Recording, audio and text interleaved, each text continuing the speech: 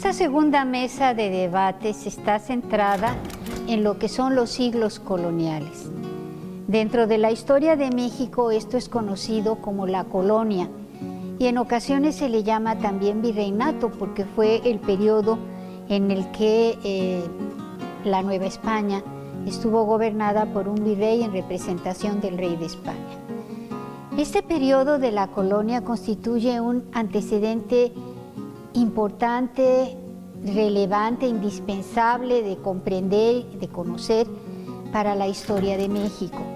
Por lo regular pensamos que esta parte de colonia se inicia y casi se termina con la expedición de Hernán Cortés y sus hombres y la toma de la Gran Tenochtitlán, y poco reflexionamos, quizás porque aún nos cuesta trabajo ver de manera distinta lo que es el periodo colonial, poco reflexionamos en que 3 siglos dieron forma a lo que fue la Nueva España que se transformó en México.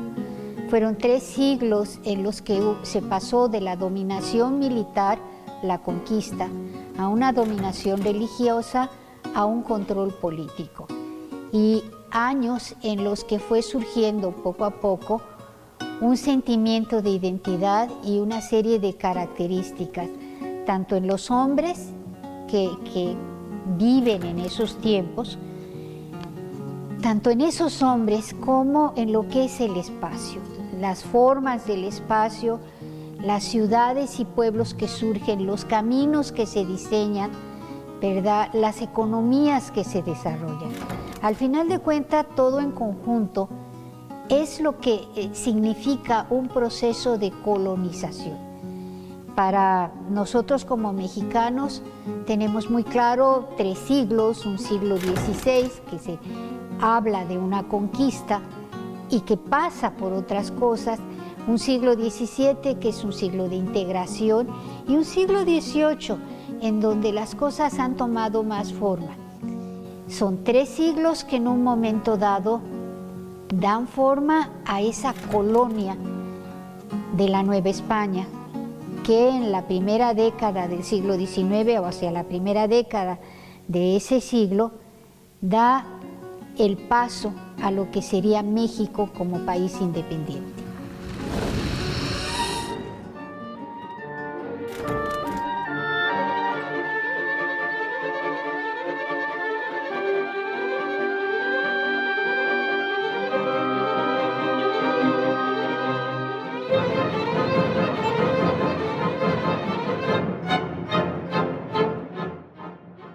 Bienvenidos a este segundo programa de la independencia de México, ideales, expectativas, retos. Hoy tenemos una mesa muy interesante, es la mesa 2, los siglos coloniales, un tema que reviste mucho interés porque se resume realmente un periodo muy largo de la historia de México que se conoce como periodo colonial. Y bueno, hay muchas interpretaciones acerca de este periodo, que en realidad puede conceptualizarse como diferentes periodos en realidad. Hay una discusión también en torno a si es colonial, si es periodo virreinal o es periodo colonial. Entonces hoy nuestros 3 invitados van a debatir acerca de este tema. Y bueno, vamos a empezar con una pregunta abierta para los 3 invitados y sería: ¿cómo consideran ustedes que son estas características de los diferentes periodos coloniales? Pues bueno, creo que has puesto como la lupa en un tema importante cuando pensamos el periodo colonial. ¿Cómo llamamos a este proceso que es muy largo, que no necesariamente inicia en 1519 o en 1492, sino que trae una larga trayectoria del mundo atlántico, del espacio europeo, y que esos procesos que están pasando en Europa con la construcción de monarquías se trasladan a América, se trasladan de manera casi accidental, porque como sabemos el proyecto inicial no era América, sino el proyecto inicial era el Asia. En ese sentido, si pensamos en el periodo colonial, yo prefiero normalmente llamar el periodo de la monarquía hispánica, no me gusta, no opto ni por lo colonial, ni por lo virreinal, ni por lo novohispano, me interesa más pensar en la monarquía hispánica, y en esa monarquía hispánica que va también mutando, no es la misma monarquía que va a financiar el primer viaje de Cristóbal Colón, no es la misma monarquía que va a financiar, digamos, el viaje de Vasco de Gama o el de Magallanes y Elcano, no es la misma monarquía que va a apoyar el proyecto de Hernán Cortés en tierra continental. Entonces, creo que ese es un punto importante, entender a esta monarquía y a estos periodos que van mutando en uno y en otro lado del Atlántico, y en uno y otro lado del Pacífico, porque también ese es otro fenómeno. Entonces, yo creo que una primera característica que podría señalar sería un primer corte que va de la Casa de los Trastámara, que es la casa que va a estar al frente Isabel y Fernando, que van a financiar el primer viaje de Cristóbal Colón y que va a llevar hacia el viaje al Asia y que va a llegar a las Indias Cristóbal Colón. Ese primer corte lo haría, y que creo que se extiende por lo menos hasta 1530, es decir, cuando de la Casa de los Trastámara pasamos a la Casa de los Habsburgo, a la órbita imperial, y ahí sí ya estaríamos hablando de un proyecto que reconoce América y que está reconociendo además que esa monarquía hispánica ya atravesó el Atlántico y que se está extendiendo a nuevos territorios y que está, digamos, consolidando un proyecto de exploración, de conquista, de ocupación, de poblamiento y de transformación. Esa sería como mi primera característica que yo podría señalar en este periodo. Y un primer corte, insisto, y yo lo situaría más o menos ahí, entre 1492 y 1530, entre la Casa de los Trastámara y los Habsburgo, ¿no? Bueno, sí, en realidad creo que puede haber varios cortes o etapas, ¿no? En este periodo colonial yo me centraría más en lo que tú mencionas, en el periodo que se supondría que abarcaríamos aquí. Y bueno, hay diferentes modos de pensar o de verlo sobre la primera etapa, que es propiamente la de la conquista, la segunda etapa, y que va sobre la búsqueda de los metales, básicamente, la segunda etapa, que es la de la consolidación de esa monarquía en América, y bueno, la tercera etapa, que inicia ya a mediados del 18 con el cambio de casa y las nuevas medidas que se piensan en la corona sobre América, así a grandes rasgos. Pero a mí me gustaría partir de un elemento que yo considero que es fundamental, aún en el caso de esas variantes que se puedan dar en los tres, la periodización que uno quiera hacer sobre este periodo. Creo que básicamente sí podríamos partir de que en todos los casos es un proyecto que está basado en una guerra de conquista, en el uso de la fuerza, la violencia, que tiene una parte de ocupación material, física y de guerra, una parte de conquista espiritual y un modelo económico que buscaba la explotación de las riquezas. En ese encuentro, como tú dices, que hacia Asia se les puso enfrente, ¿no? Pero sí, digamos, si partimos de eso, podríamos pensar que aún en las diferentes etapas o en las diferentes periodizaciones o en los diversos enfoques, sí se parte de que hay una cuestión, digamos, básica que tiene que ver con esos tres cuestiones, me parece, de momento, ¿no? Que podríamos, como para darles un preámbulo. Un preámbulo. Doctor Luis, hay muchos actores, hay muchos grupos, hay muchas instituciones. A lo largo de 3 siglos, por supuesto que se van sobreponiendo uno sobre otro o van conviviendo. Es el caso de la iglesia, es el caso de los mineros, los comerciantes, el caso de los militares que emprenden esta conquista. ¿Cómo conceptualizar más o menos a cada uno a lo largo de estos 3 siglos? Sí, es una pregunta muy interesante porque efectivamente este periodo que nosotros pues genéricamente definimos como colonial, pues también tiene distintos cortes, etapas donde pues intervinieron diversos actores, ¿no? Como los acabas de señalar.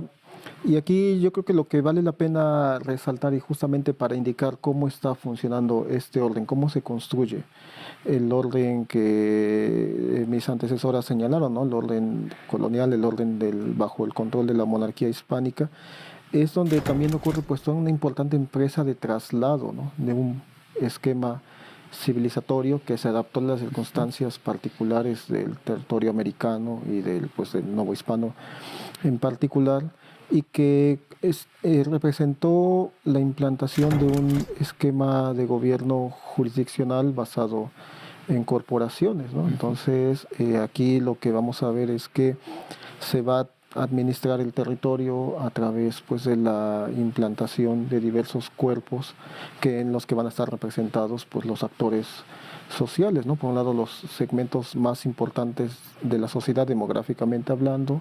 Vamos a ver la instalación de cabildos, la fundación de ciudades, de villas, los comerciantes se van a aglutinar pues también en un consulado.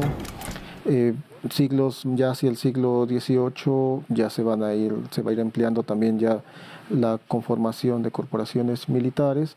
La iglesia, ¿no? Va a ser el otro actor, la corporación muy importante, muy predominante, porque pues también va a tener una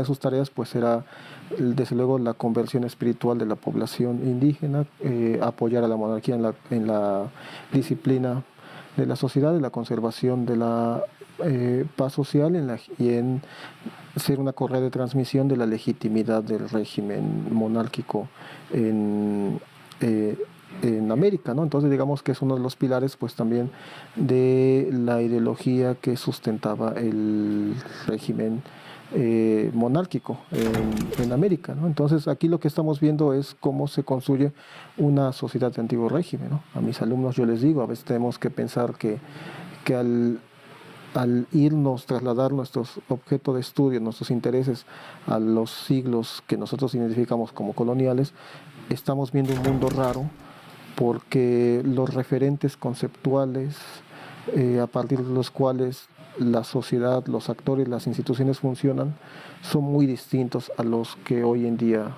nos orientan.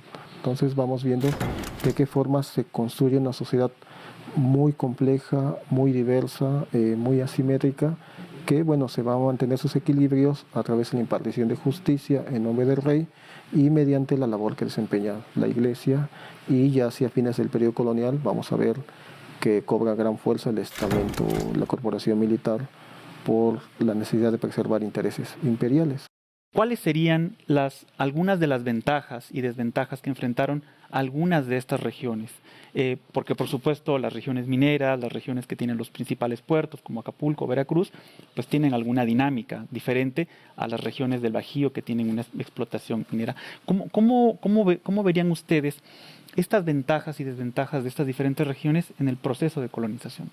Si yo, digamos, pienso en la monarquía hispánica y su proyecto de colonización, de conquista, ocupación y poblamiento en el territorio continental y lo que vamos a conocer como el virreinato novohispano, pues yo creo que tenemos momentos y tiempos fundacionales míticos, 1519, 1521, 1530, pero creo que lo que va a vislumbrarse ya bajo la Casa de los Habsburgo y particularmente a partir del gobierno de Felipe II es un proyecto de mantener la exploración y la conquista. Es decir, la conquista no se termina con la toma de México Tenochtitlán, tampoco se termina en el siglo XVI, tendremos todavía exploraciones y conquistas en el siglo XVIII, muy avanzado el siglo XVIII, de tal manera que ese es un proyecto que se extiende todos los Habsburgo y todos los Borbones todavía siguen explorando eso, ¿no? Eso también un poco obliga a considerar las diferencias en ocupación del territorio y los distintos proyectos que van a, digamos, a tener como punto de partida esa exploración y de ocupación del territorio. Por supuesto, hay motores de exploración que tienen que ver con las minas, es decir, digamos, la búsqueda de un elemento como es el metal, ya sea plata o oro. Ese va a ser un motor de ocupación y poblamiento que vamos a ver cómo las tropas o pobladores, funcionarios van a ir avanzando en lo que no conocemos hoy como como el occidente, y de ahí incorporarnos a la zona de Zacatecas, los valles, las minas, etcétera, el camino de la plata, como también se le ha llamado en la historiografía. Luego tendríamos como otros polos de ocupación y poblamiento hacia los puertos. Sí es cierto, tenemos como puntos nodales Veracruz y Acapulco, pero el reconocimiento de sus territorios que tuvo puertos prácticamente a lo largo y ancho de su territorio, ¿no? Ya sea hacia el Atlántico o hacia el Pacífico. El Pacífico es una larga costa que, como bien dices, va desde Guatemala hasta las Californias, y que tenemos otros patrones de ocupación, de poblamiento, y que ahí van a ser, digamos, el comercio, el gran motor de ocupación. Luego también estarían, digamos, otro tipo de ocupaciones que tiene que ver con la preocupación religiosa, es decir, eso también fue un motor de exploración y de ocupación. Las misiones que vamos a tener sobre todo en el norte, la fundación de parroquias, pueblos, villas y ciudades también van a empezar a poblar y ocupar este complejo territorio. Sería como el otro fenómeno que yo podría encontrar. Y luego también hay un voluntarismo de la población, es decir, esta idea de ir a fundar, poblar, poner villas y ciudades donde uno, en este momento, como diría el doctor Luis Juventino, de repente nos parece eso un mundo raro, el periodo colonial. Uno decía, bueno, ¿qué necesidad de fundar ahí, de establecer una población en medio de la nada? Como Pero los presidios. Como los presidios, ¿no? Por ejemplo, o de repente villas como en lo que hoy conoceríamos como el norte de Chihuahua. Y dices, ¿qué hacen aquí? Aquí no había nada. Hay un voluntarismo también de la población. Había proyectos individuales, intereses colectivos de poblaciones que decían, vamos a fundar y vamos a establecer, vamos a explotar minas, tener estancias agrícolas, ganado. Es decir, todo eso también va a inscribirse, creo yo, que en esta idea de pensar la diversidad del territorio, y quizá no tanto en ventajas o desventajas, pero sí, digamos, en términos de las distinciones de los patrones de ocupación y poblamiento en el entramado de una serie de proyectos que van mucho más allá de lo local, ¿no? Que van más allá de la fundación de un pueblo, de una villa, sino que se van dando con otro tipo de relaciones que salen muy rápido del entorno continental, del entorno novohispano, que se están vinculando a lo que está pasando en el Asia a través del Pacífico, pero también lo que va a pasar en el Golfo con toda la ocupación y poblamiento de establecimientos ingleses y franceses, que luego a veces se nos olvida, pero los ingleses y los franceses los tuvimos desde épocas muy tempranas en el siglo XVII y establecieron más vínculos de lo que a veces podemos reconocer. Y esa es otra forma de pensar también este extenso territorio y las distinciones cuando explicamos qué es el mundo colonial o qué es el virreinato novohispano, pues habría que reconocer que el virreinato novohispano es mucho más allá de las fronteras actuales de México y que incluso más allá de lo que podríamos considerar como la parte continental, pues siempre hay que estar mirando a uno y otro lado del océano, ¿no? Creo que yo por ahí podría ir como explorando esto que va a pasar en el siglo XVII y que se va a extender a lo largo del siglo XVIII, independientemente de la Casa Habsburgo, de la Casa Borbónica, ¿no? Bien. Doctora Yolanda Juárez. Mira, si es que eso de ventajas y desventajas me causa, pues, no sé, algo. Porque habría que verlo en qué momento, ¿no? Son 3 siglos. Y además preguntarse ventajas y desventajas para quién. Porque también eso es importante, ¿no? Y además, ¿en qué tiempo? En cada momento era diferente, ¿no? Entonces, por ejemplo, hace rato platicábamos, ¿no? De que efectivamente no hay que ir un maniqueísmo, no hay que ser un maniqueísmo, pero tampoco una cuestión así ilusoria, ¿no? No todo era miel sobre hojuelas, dijera mi mamá. Pero sí eso es importante. Y por otro lado, efectivamente las etapas te van dando los intereses y las ventajas o sus desventajas. Yo me acuerdo mucho de un texto de la doctora Blázquez en la que habla de cómo los primeros, los pobladores originarios ante la conquista sufrieron todo el asunto de la desmovilización de sus grupos, de sus asentamientos, de cómo la transformación, una vez dada la conquista, como se iba avanzando hacia el norte de Veracruz y hacia el sur, se iba estableciendo nuevas ciudades, nuevas rutas de comunicación, puertos, orillas, buscando lo que en ese momento tenía que ser ventajoso para ellos, que era el camino a Europa marítimo, las ciudades destruidas para construir otras, en fin. Hay una frase ahí que me gusta de ese texto que decía, todo cambió menos la geografía, ¿sí? Entonces, se empezó a vivir sobre nuevas condiciones.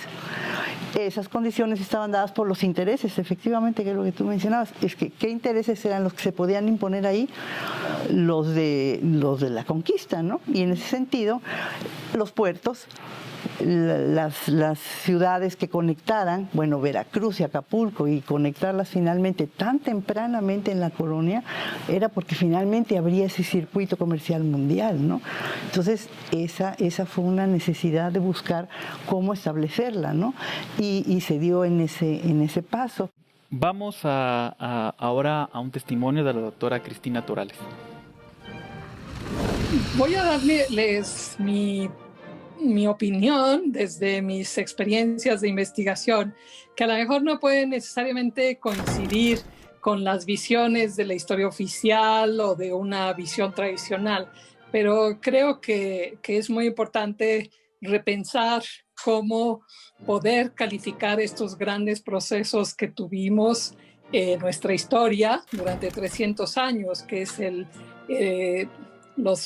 pues como 3 centurias que México, hoy México, fue un reino, el reino de Nueva España, un reino más de la monarquía española, de la monarquía que en esos 300 años en los que estuvimos inserta ella, fue la monarquía más poderosa en el mundo occidental, ¿no? Y en ese sentido, si reconocemos esto, que Nueva España fue un reino, quizá yo me atrevo a decir, el más importante en muchos sentidos de esa monarquía que tenía participación como corona, como gobernante, como líder en Europa, en América, en Asia y en África.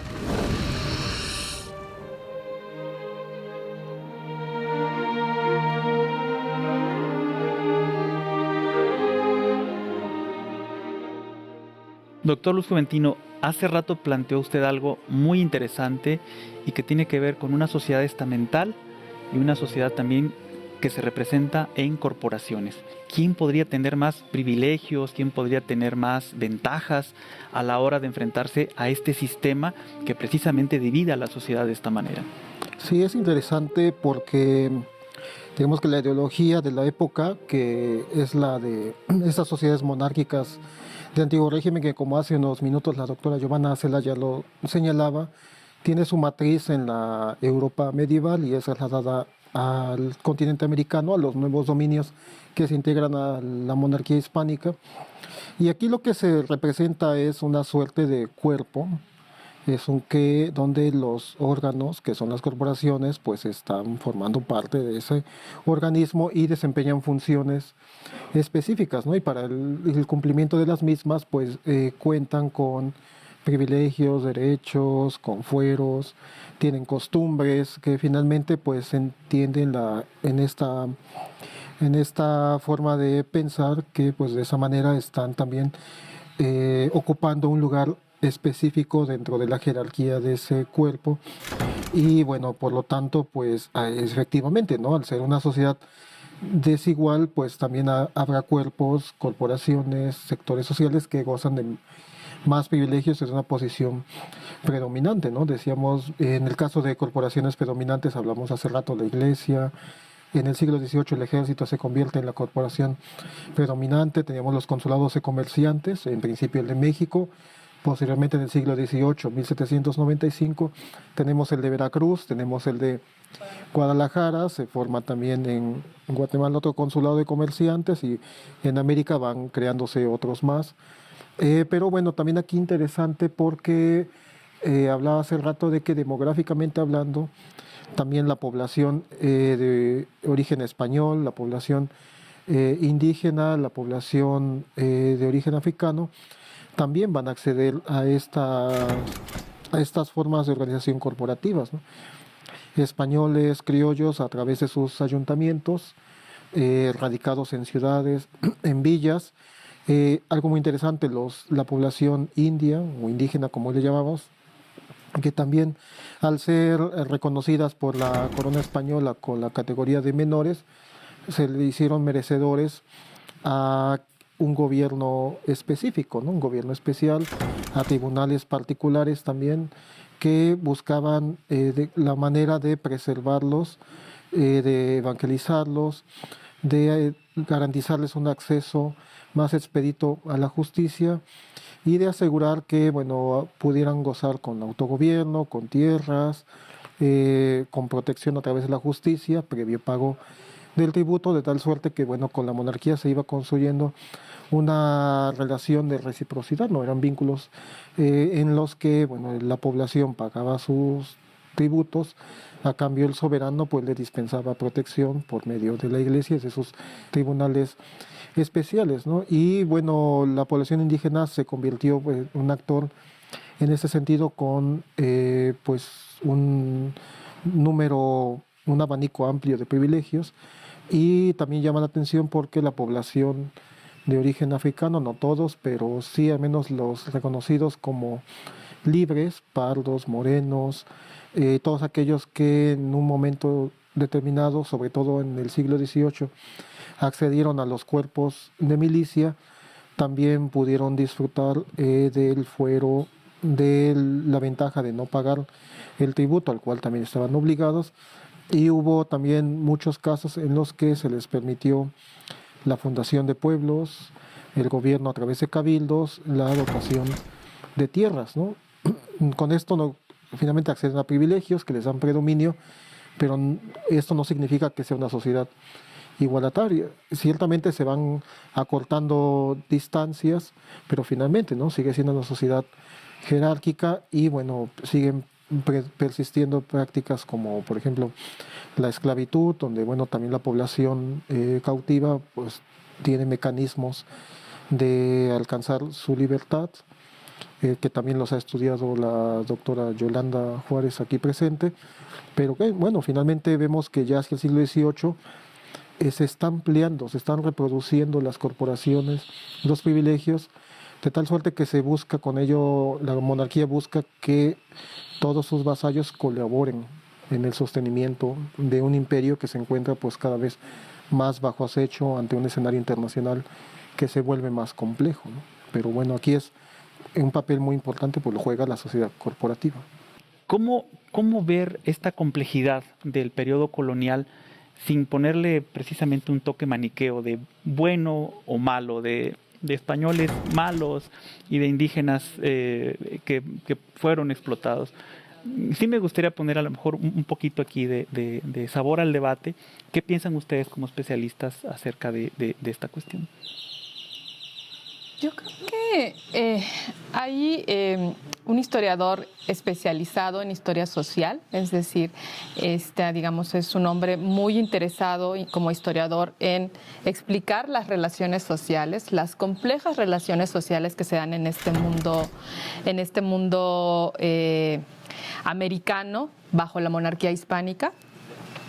Y tiene un texto precioso que justo parte de la idea de que ni todos los españoles eran malos, ni todos los españoles eran buenos, pero sobre todo, no todos los españoles fueron ricos. Tenemos una idea siempre que el peninsular, por no decir, vino e hizo riqueza en América casi que como natural, y que la población indígena, la parda, la mulata, fue, digamos, la población explotada.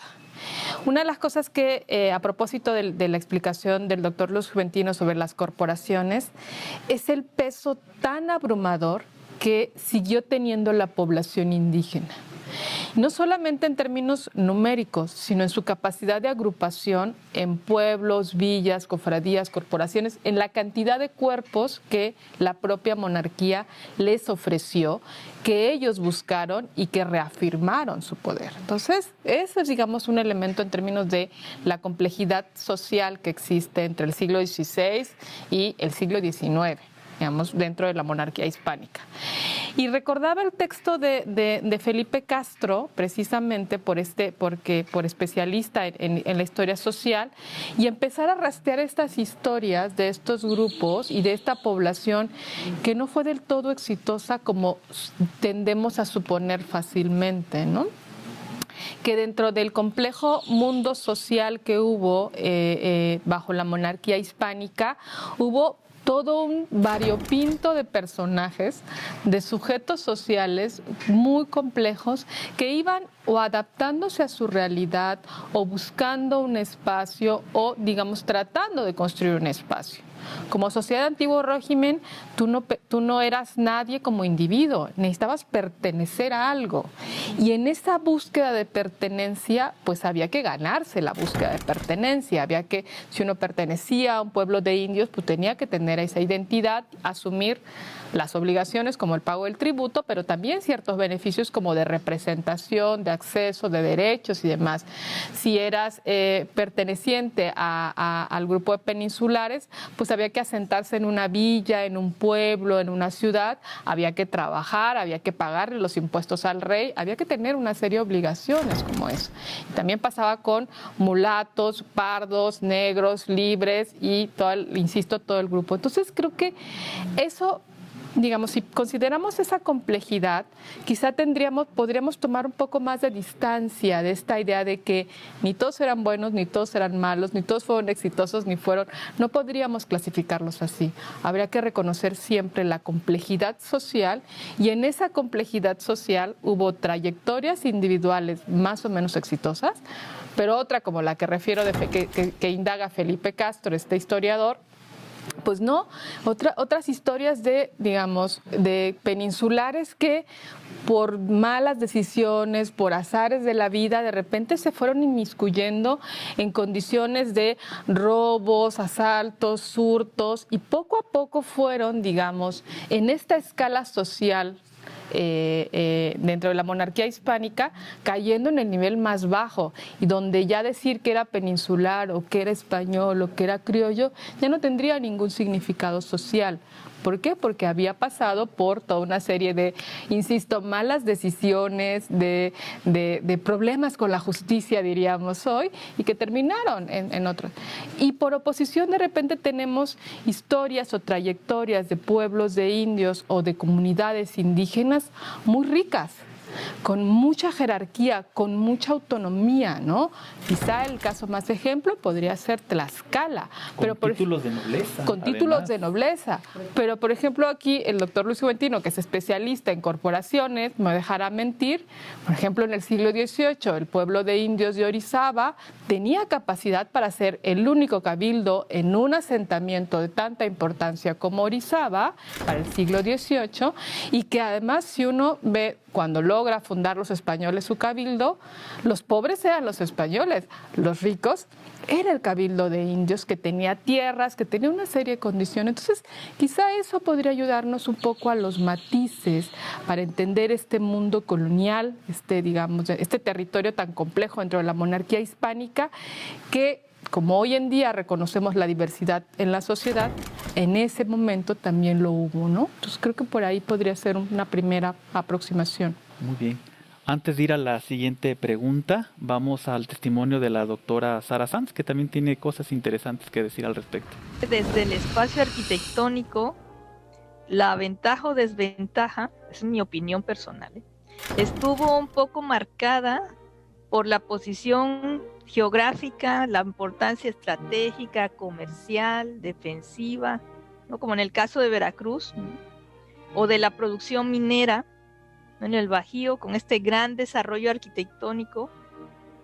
Creo que también dependía de la cercanía con la Ciudad de México, porque desde ahí se dictaban prácticamente las órdenes de lo que se iba a hacer, Entonces esta posición geopolítica determinó el movimiento de los maestros españoles encargados de las obras. O sea, había más maestros de obra y más obreros y más ingenieros militares en las obras de la Ciudad de México, porque era el punto más importante, o en las obras del Bajío con el tema de la minería, ¿no?, que en otros puntos menos estratégicos de este territorio de la Nueva España. Por ejemplo, Veracruz, pues es quien recibe en sí más ingenieros militares. ¿Por qué? Bueno, porque es el puerto autorizado para comerciar con la colonia, y además pues tanto la construcción de las obras defensivas, y ellos también participan en la construcción de la ciudad.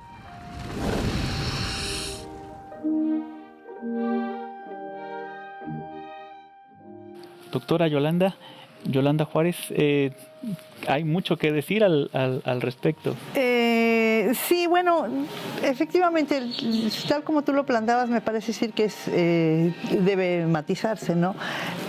Nunca hay nada bueno y todo malo, ¿no? No hay blanco y negro, ¿no? Todos los claroscuros que tú quieras pueden surgir, y efectivamente para analizar un asunto como la colonia, pues tenemos que hacer lo mismo, ¿no? Por eso yo decía, ni vamos a caer en un maniqueísmo ni en una posición ilusionista. No todo era bueno, no todo era malo, y pues comparto lo que estaba diciendo Giovanna en general. Sin embargo, sí quisiera agregar alguna otra cosa en este asunto de cómo clasificar. Efectivamente había españoles de muchas de las categorías sociales que mencionaba Luis. Había indígenas que también mantuvieron sus privilegios, o más bien descendientes de los grupos naturales que también mantuvieron sus privilegios, ¿no? Eso rompería justamente ese todos buenos y todos malos. Sin embargo, ante esa visión de ese periodo tan grande y con tantas etapas tan diferentes, siento que, bueno, también es conveniente hablar de esos grupos marginales, ¿no? Que se quedaron a la orilla de todo durante un siglo, la primera etapa, la segunda de bonanza, que a lo mejor es a donde podríamos encontrar un equilibrio mayor, y la tercera etapa, que es la de la crisis, en donde aparece toda esa resistencia que de alguna manera estuvo guardada, ¿no?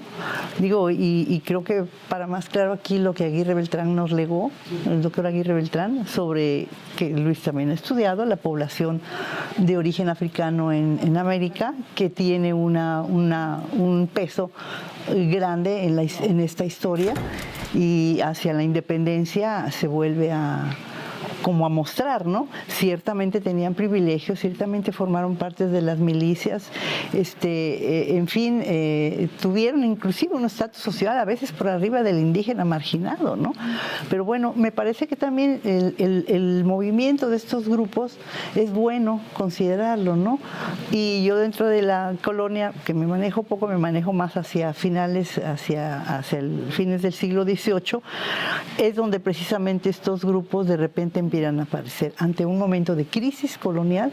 Claro que también resurgen, porque entonces ahí ves toda esa marginación en la que se mantuvieron, toda esa, pues como grupo social vale la pena estudiarlo, es necesario que también se sepa en la historia que estos grupos existieron, y bueno, de alguna manera su papel, porque también tuvieron un papel dentro de la estructura colonial, ¿no? Y en ese sentido creo que las instituciones jugaron para todos, ¿no? Porque Luis mencionaba algunas, pero bueno, por ejemplo, yo mencionaría la Inquisición, que también es una institución que dio de qué hablar en relación a la evangelización de los indígenas, ¿no? Ciertamente que abrazaron la religión cristiana, pero también tomemos en cuenta que en un periodo de conquista, una religión también entra por la fuerza, ¿no? Claro. Muy bien.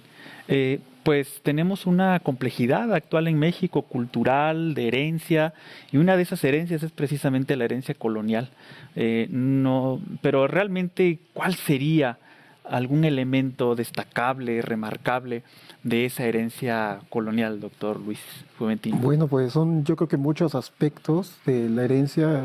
Justamente hace La doctora Yolanda terminó hablando de la religión, ¿no? Por ejemplo, las prácticas todavía religiosas de la sociedad mexicana, bueno, tienen su origen también en el periodo colonial. También podemos ver muchos aspectos, ¿no? Desde la gastronomía, distintas costumbres, el idioma, el espacio, ¿no? Que a mí, bueno, es algo que a mis alumnos me gusta decirles, ¿no? Yo creo que convivimos con muchos elementos cotidianos en su trayectoria de la casa a la escuela hasta hace un año, así se hacía el recorrido.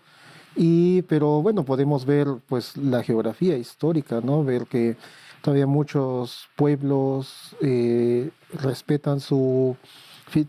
conservan su fisonomía colonial, con la iglesia en el centro, la plaza, el edificio ahora pues del gobierno civil, ¿no? En aquel tiempo pues fue casa de comunidad, casa real, pero bueno, finalmente era el gobierno secular, y la disposición de las calles, ¿no? También, y así podemos ver en el mapa pues toda una constelación de localidades que, bueno, sus herederos son en muchos casos los actuales municipios, ¿no? Que viene también de ahí, ¿no? De que la escala de gobierno más estable desde ese periodo de los siglos coloniales hasta la actualidad, pues ha sido los gobiernos locales. Y bueno, ahí podemos ver que si nosotros rastreamos de dónde proceden, dónde tienen unos de sus raíces más profundas, pues lo podemos constatar que, bueno, desde el siglo XVI que se comienzan a establecer pueblos, a congregar la población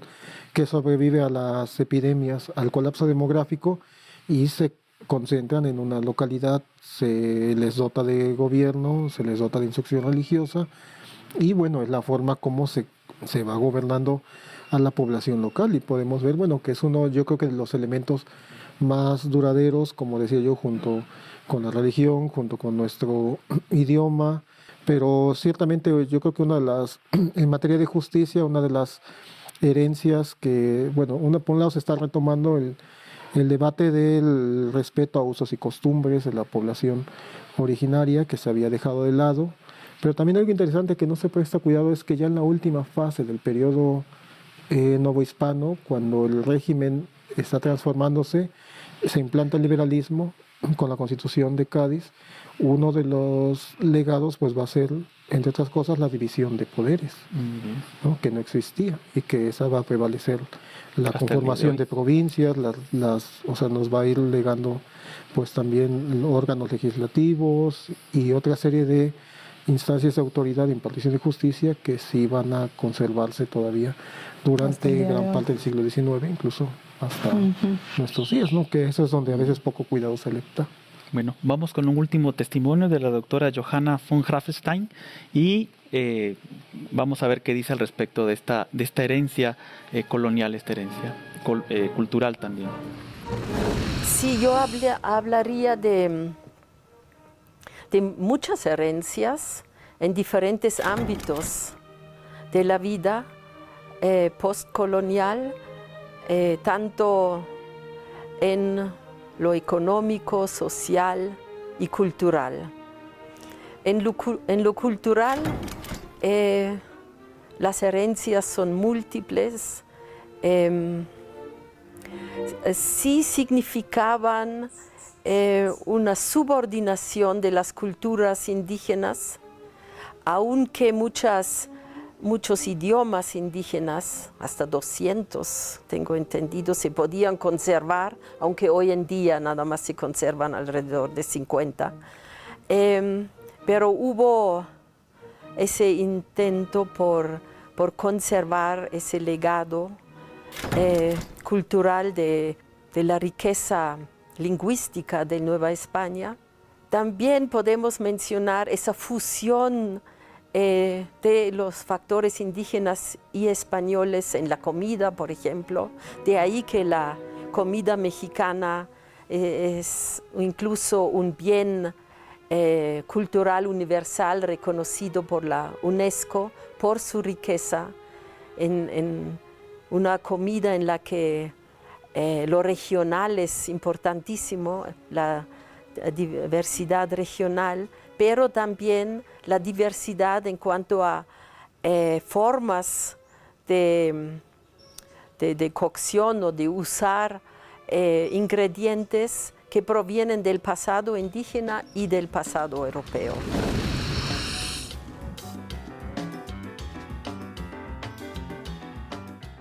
Bueno, para cerrar, no sé, queda una pregunta abierta para ser más o menos breves. Doctora Giovanna Zelaya, creo que usted podría decirnos algo acerca de esta herencia de las finanzas, esta herencia de la burocracia. De la burocracia también. Y demás. Yo creo que hay muchas cosas que uno podría señalar en términos de herencia, pero habría que, como bien decía el doctor Juventino, herencia no significa, no tiene que significar continuidad irrestricta, ¿no? La herencia como una serie de elementos que se construyen, se definen, se establecen en el periodo colonial y que, digamos, se van teniendo manifestación en muchos otros ámbitos, en la vida social, en el tema de lo jurídico, en la vida diaria, en la vida cotidiana, en lo cultural. La comida es algo que a uno inmediatamente piensa en nuestra herencia, ¿no? En una herencia que se construye no solo por los conquistadores, por la herencia hispánica, sino que está dialogando constantemente con la tradición, digamos, mesoamericana, en el sentido más laxo del término, pero también con la herencia africana que a veces se nos olvida o que dejamos no reconocer.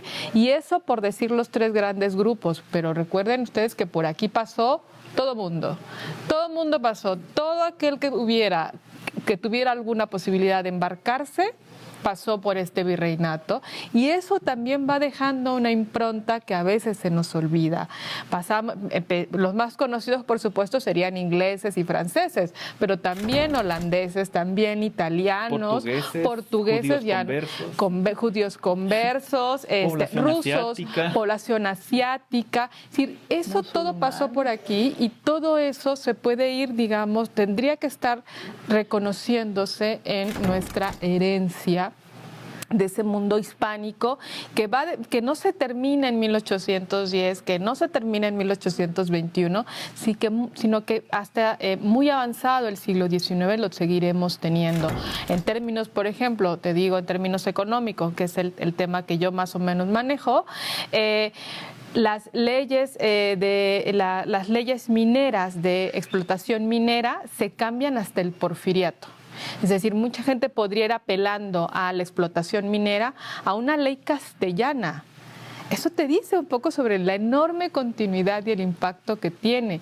Los consulados de comercio, si bien desaparecen en 1823, digamos como corporación, dejan de existir, lo que regula la práctica mercantil no desaparece sino hasta 1860. Doctora Yolanda ¿Me da Juárez, tiempo? Bueno, una cosa rapidísima, nada más, en relación a lo de las herencias.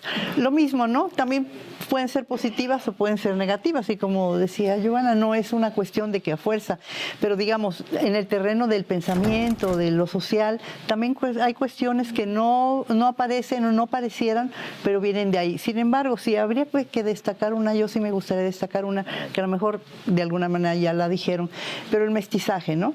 Si bien el mestizaje fue forzado y fue violento en muchos casos, ese mestizaje nos trajo un idioma enriquecido. La cuestión de la burocracia, la cuestión de la corrupción, efectivamente no son las mismas de ahora, no tienen que ver, estoy de acuerdo con Liz. Sin embargo, sí hay ese sentido, digamos, en el aspecto social, el comportamiento de alguna manera permeó sobre las prácticas de poder, de autoritarismo o en fin, las prácticas cotidianas, y se convierten también en cuestiones que, bueno, también depende, ¿no? Y tú cómo las enfrentas con tu identidad, cómo las enfrentas en tu quehacer diario y cómo las vives y cómo las transitas, ¿no? En todo caso. Muy bien. Bueno, pues con esto cerramos. Creo que ha sido una charla muy interesante con nuestros tres expositores y bueno, vamos a tener un próximo programa. Les agradezco mucho su participación y sus interesantes comentarios.